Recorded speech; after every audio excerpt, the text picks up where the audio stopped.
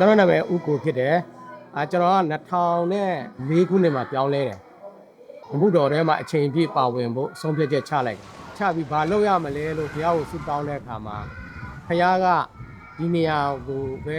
တွေးဆောင်ချုံပတိခရိုင်စာတဟစ်မြို့နယ်ပေါ့နော်ချောင်းစမဲဆိုင်ရွာလို့ခေါ်တယ်ဒီရွာကတန်ငါရွာဖြစ်တယ်အားလုံးကလုပ်ငန်းကရေလုပ်ငန်းနဲ့ဒီဆောက်လုပ်ရေးလုပ်ငန်းပဲရှိတယ်အဲ့ဒီအချိန်ကာလ7နှစ်ဆိုတာကဒီနေရာမှာတအားလူကုန်ကူးမှုတွေရှိတယ်အချင်းချင်းအနိုင်ကျင့်တပ်ဖြတ်မှုတွေရှိတယ်မွေးစေးဝါးတဲ့တအားတွားမှုတဲ့နေရာဖြစ်တယ်ကျွန်တော်ဆွတောင်းတဲ့အခါမှာမျိုးသမီးတယောက်ဒီမှာပကွက်နဲ့ဒီပကွက်ကွက်တာဆိုတာမြန်မာမျိုးသမီးတွေပေါ့နော်ဟိုခေတ်ဟိုခါဟိုအချိန်တော့ကဆိုရင်ဒီနေရာကဒီမြန်မာမျိုးသမီးတွေပဲရှိတဲ့နေရာဖြစ်တယ်အဲ့ဒါနဲ့ဒီနေရာပဲဆိုပြီးကျွန်တော်ဒီနေရာကိုလာခဲ့တယ်လာခဲ့ပြီးကျွန်တော်ဇနီးကိုနောက်ဆိုင်ကယ်ပေါ်တင်ပြီးတော့မှရွာကိုပတ်ယေရှုနာမနဲ့ဒီမှာရှိတဲ့ဝိညာဉ်တွေကိုသိမ့်ပိုက်တာပေါ့နော်ကျွန်တော်ဒီမှာဘာလုပ်ရမလဲဘယ်လိုလုပ်ရမလဲဘုရားကိုဆုတောင်းတဲ့အခါမှာဘုရားကပထမအစစ်ကျွန်တော်ကိုအခန်းငှားဖို့တိုက်တွန်းတယ်အဲ့ဒီအချိန်မှာကျွန်တော်ကအလုပ်လည်းမလုပ်ဘူးပတ်စံနဲ့တပြားမှမရှိဘူးတင်တန်းဆင်းနေဖြစ်တဲ့အခါမှာ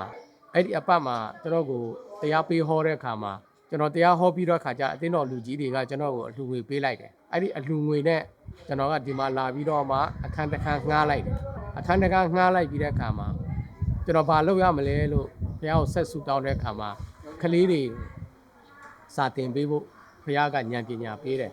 ကျွန်တော်ကိုယ်တိုင်ကလည်းကျောင်းဆရာဖြစ်တဲ့အခါမှာဒီမှာကလေးတွေကိုစာတင်ပေးဖို့ဘုရားနှိုးဆော်တဲ့အခါမှာ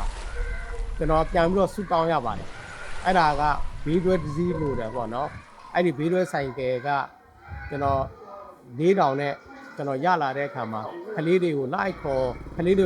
လိုက်ကြိုပြီးတဲ့အခါမှာကျွန်တော်ငှားထားတဲ့အခန်းသေးသေးလေးမှာ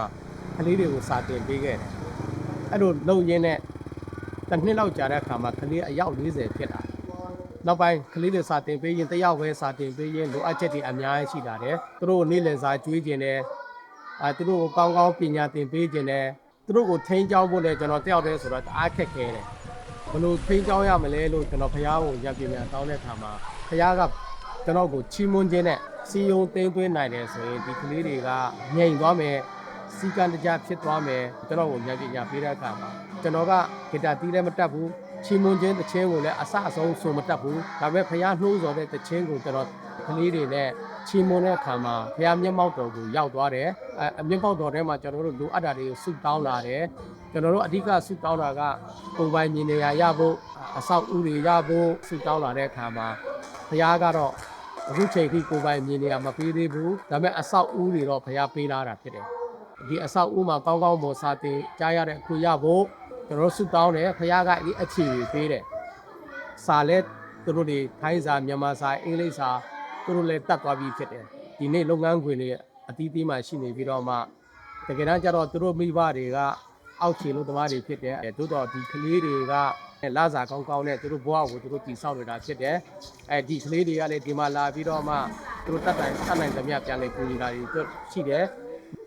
အဲ့ဒီ14နှစ်တောအတွင်းမှာဖရားရဲ့ကောင်းမြတ်ခြင်းတွေဖရားရဲ့လက်တော်တွေဖရားရဲ့မဆမှုတွေကိုကျွန်တော်မြင်တွေ့ရတယ်ဒီမှာရှိတဲ့သူတွေလူငယ်တွေအသက်တာပြောင်းလဲလာတယ်ကလေးအယောက်ပေါင်း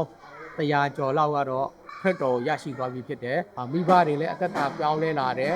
ပြောင်းလဲလာတဲ့ခါကျတော့စံစာကိုကြည်ဖို့လည်းဖြစ်လာတယ်ဖက်ကကူစီရင်းနဲ့ဒီကလေးသာသနာကတဖြည်းဖြည်းတိုးတက်ကြီးပွားလာတယ်တစ်နှစ်ပြီးတစ်နှစ်ကျွန်တော်ကိုကူညီမဲ့လူတွေကိုလည်းကျွန်တော်ကစုတောင်းရေးရှာဖွေရင်းနဲ့ကူညီတဲ့လူတွေလည်းအေးအကုန်းလာပြီးတော့ကူညီပေးတာတွေရှိတယ်ဆေးလာတုပ်ပေးတဲ့အဖွဲ့တွေရှိတယ်ဒီအခန်းတွေကိုလာပြီးတော့မှစောက်ပေးတဲ့အဖွဲ့တွေရှိတယ်အိမ်သားမိဖို့ကြောင့်လိုအပ်တာတွေပေါ့နော်လာပြီးတော့မှပေးလူလာတွေရှိတယ်ကလေးတွေကိုထမင်းကျွေးတာတို့အဲ့တော့ပေးလူလာတွေရှိလာရင်းနဲ့ဒီနေ့ဒီအခြေအနေထိရောက်လာတယ်ပေါ့နော်အဲ့အတွက်ကျေးဇူးတော်ချီးမွမ်းတယ်ပါဝင်လူတန်းပေးကမ်းတဲ့လူတွေမြောက်များစွာရှိတယ်ကျေးဇူးတင်တယ်လို့ပြောချင်ပါတယ်လို့အရောက်စီတိုင်းဖျက်စီကောင်းကြီးရှိပါတယ်